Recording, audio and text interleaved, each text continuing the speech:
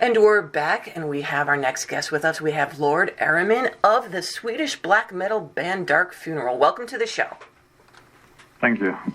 So we're here today to talk about the band's new full-length album, We Are the Apocalypse, coming out in March. The first album with drummer Jalema, who came in after Dominator's departure and also bass player Adra. So tell us about why you chose these two artists to be your new rhythm section, so to speak, and what they kind of contributed in writing to this album.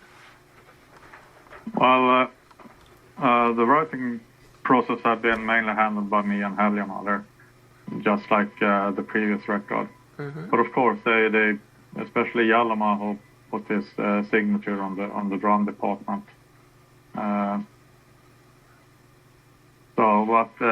We choose them basically because they're great people, very talented, dedicated, and they all kind of what we were looking for. And like I had mentioned to you earlier that I really enjoyed Jalema's style on the entire album from song to song, and I love the little old school trills on the intro of Leviathan, so I mean he fit right in there. Yeah, we wanted to explore lots of new territories on this record. It felt quite obvious, and also already since we finished the last record, my idea was to work more on the drum side of the songs and also get everything more rhythmic. That was kind of a few of my main points for the next record. And you never know where you end up, while you're writing, but I think turned out pretty much like I was expecting, was hoping. So tell us a little bit about this album then, how you kind of approached it both lyrically and musically. I know you did just mention how you wanted to incorporate more drum elements in it. So just tell us a little bit about this album. Like I said, it's coming out in a couple of months. So just, a little bit how you approached it both lyrically as well as musically. Well, lyrically, it's Ahriman's department. So, it's his personal story. So it's I don't really like to dig too much into them. But since I write music, I feel more confident talking about that. But as I said, this record is. I feel like it's really a record where you have to listen to it from start to finish to really understand it, because it's so much more depth and so much more things going on than any of our previous records. And it was like when we were kind of halfway through the writing process, and I think we were working on the track Nosferatu, I told Ahriman that, the feeling I get from this new record is like, it's not just a musical journey, it's more like you're entering a movie and at the same time, open up a thick horror book and just sink into a whole new world.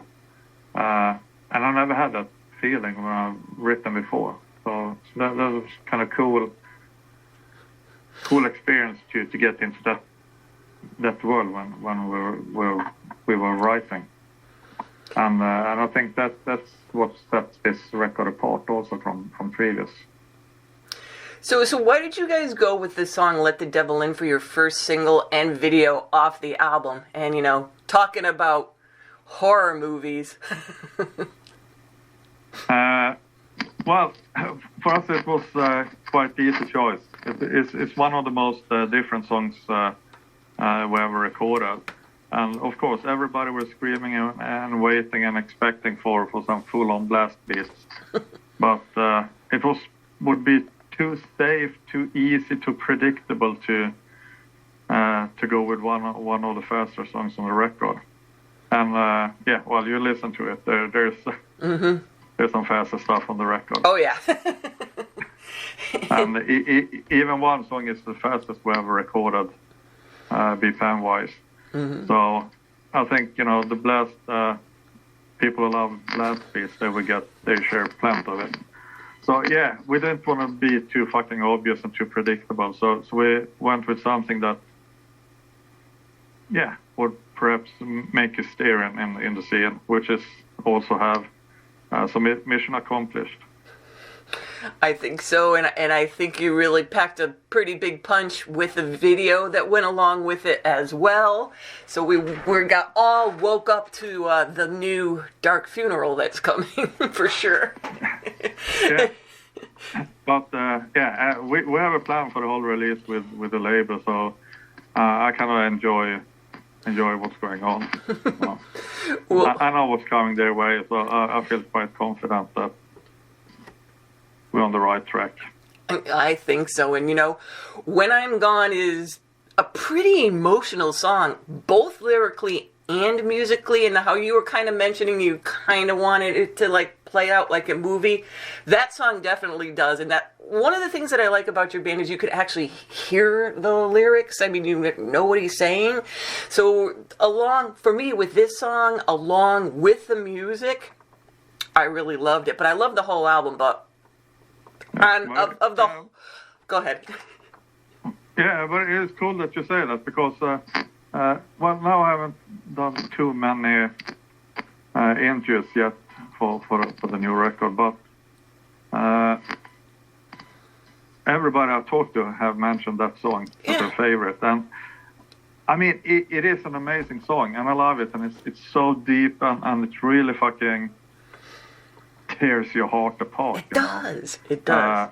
And that was kind of the whole point with that song, to get that feeling. It's got to be like a razor blade cutting your heart. That was the feeling I wanted to have, and I'm pretty sure you feel that.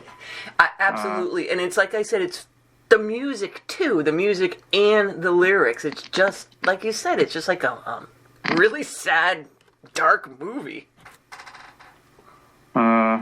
Yeah, but yeah, it's like it's a different feeling when you listen to the whole record, and as I previously said, we've been working. I mean, we've done so many records where we'd mainly focused on the speed and stuff, and I'm starting to learn how to work more on that, and that's been a challenge for me to get more dynamic in the songs. And I feel I'm learning for every song I write, which is interesting for me as a songwriter. But I think we took a big step on this one, because there was so many of those new things we wanted to bring in, but still keep the sound. So yeah, it's just a great and different feeling on this record. It is, and I think you kind of accomplished that with, well, actually both my favorite songs off the album, When I Am Gone and Leviathan. They're, like you said, there's plenty of blasting going on throughout the whole album, but then you just kind of hear these songs, but they're not too melancholy, if you will. But it's just a really nice flow to this whole album. I mean, how did you put this album together song by song? I mean, it came out perfect, whoever did it.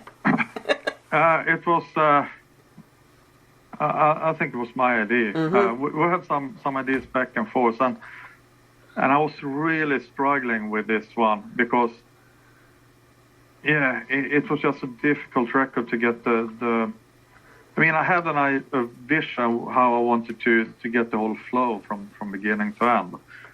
But I don't think I've ever had so difficult to find a good track list that this record.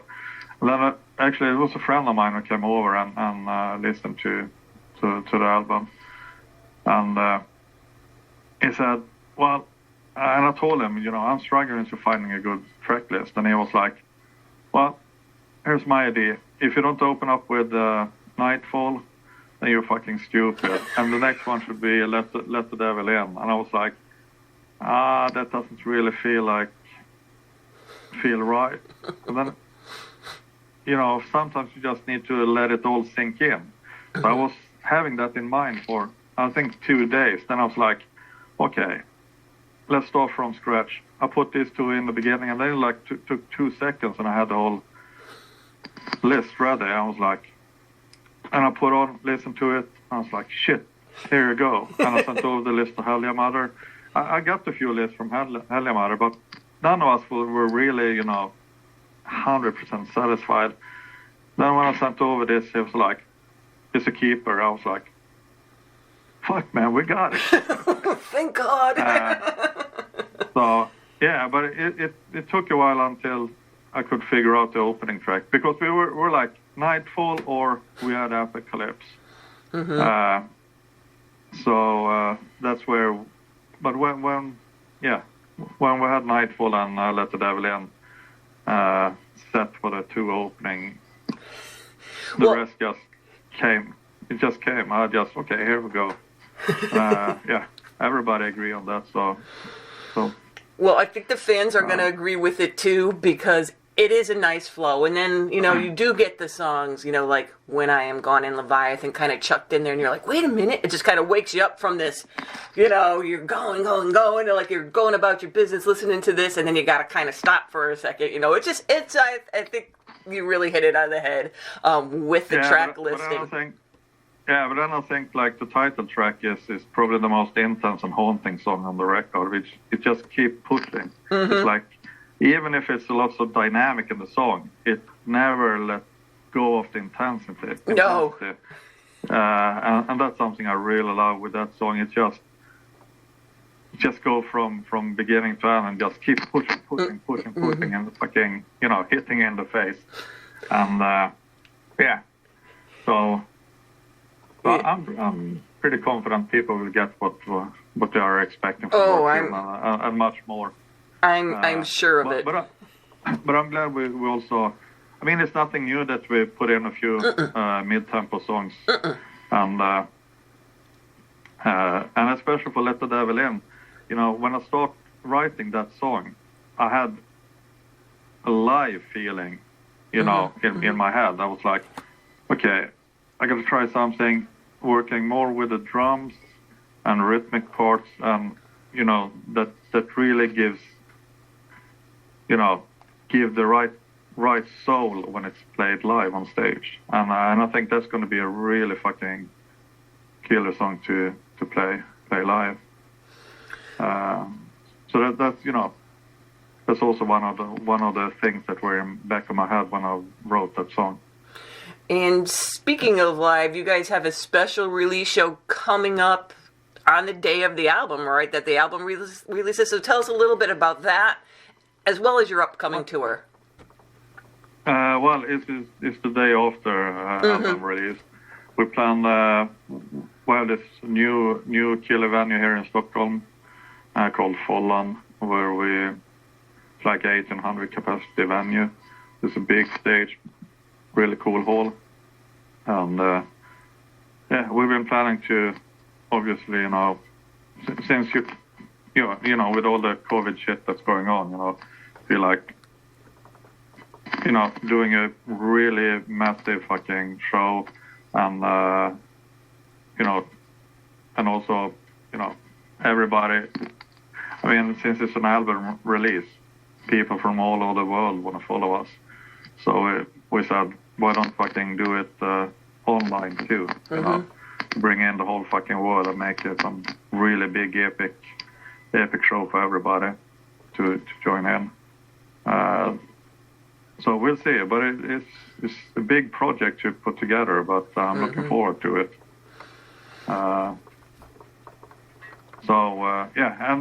we had some difficulties to sort everything with the streaming, with the ticket and merch bundles and stuff like that, but I think they're working on that now, so hopefully we can announce the streaming tickets soon. And you also have a tour coming up following the release, so tell us a little bit about that. Well, if it happens. For the time being, it feels, for the time being, it's like you're on standby all the time. You have a lot of show booked, they get canceled or postponed or whatever, and new restrictions are coming in, and since we're touring pretty much all over the world, it's kind of tricky at the moment to really get something going. But already, you know, we did two really good tours on the last record in the US. So US we hopefully going to tour a lot with this new record, and there's nothing official yet, but we have a really good tour scheduled in the fall. So and we're working on Europe, South America, so and Asia as well. But yeah, it's hard to. I don't want to make any promises until for a certain, because people get disappointed, we get disappointed, we work our asses off to make things happen, and then so. But we are we are ready whenever things are possible again. So so let's leave it with that and just keep checking for tour dates. Well, I mean, we're in the same situation as every band on this planet, basically. So everybody's just sitting, jumping on the chair, just waiting for a possibility to go on tour.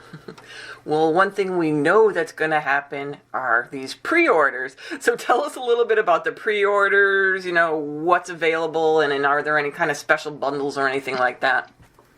Oh, I need to double check what's available because that's more a label thing. So. But we put one splatter vinyl that we decided to only offer by ourselves, and that one we put up. I think we put up 300 copies out of 500. Yes, or 2 days ago, and those 300 were gone in like one day. So I think we still have 200 copies left, but we're gonna keep them for touring, and also I know that lots of people ask for signed copies, and we can't offer something we don't have physically available at the moment. So once we have them, we can sign them, and then we can offer some signed copies as well. Besides that, there's a regular black vinyl, which still is really fucking cool, and that's unlimited. There's a silver LP, limited to 400 copies. That one is only available through Swedish outlets and EMP. And there's a red LP, limited to 1,000 copies. I think that one is available from Central Media and maybe EMP and some other places. And then, of course, regular CD. And I know we also have this box, which is really cool. It's like a black marble LP. It's like a CD LP box, which includes poster and stuff like that. And the vinyl looks fucking killer. And I also think that one include liner notes by myself and Helga Mother, the deluxe box set. So that's something special. We cannot tell a little bit more what we had in mind when we wrote each song. So that's going to be a very exclusive one. Well, there you guys go, right? Dark Funeral has a new album coming out March 18th called We Are the Apocalypse. You could pre-order a copy and check them out on they have a website as well as their social media pages. They have links all over the place to things. And as always, thank you for taking the time to talk with us today about the album and what's going on with you guys. And we wish you all the best in the new year. Oh, thank you, man.